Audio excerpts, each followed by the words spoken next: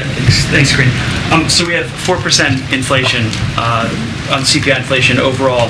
That's on top of the other inflation increases that we've seen for the past 26 months or so. There's been no overall price reductions. What's the president's plan to reduce prices for all Americans, not just a certain category of people that fit certain criteria? I think everything that the president has done, all of his economic policies, and you think about these historic legislation, that's for all Americans. That's to make sure that we continue to lower costs, whether it's healthcare, whether it's energy, whether it's not just that, but also creating good-paying jobs.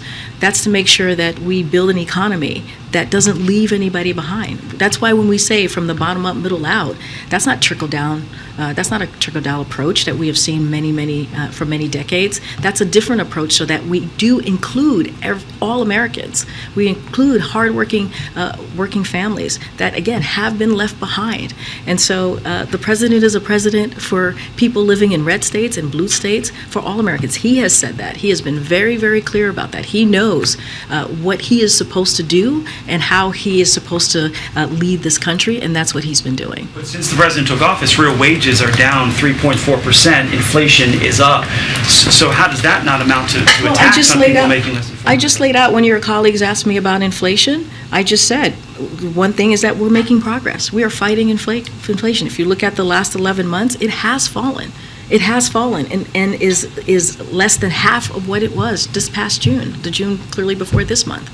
And so that is important. We're seeing progress. We're seeing the cost. We're seeing lowering costs. I just talked about eggs, how much it fell, and over an additional 13%. That's important for everyday Americans.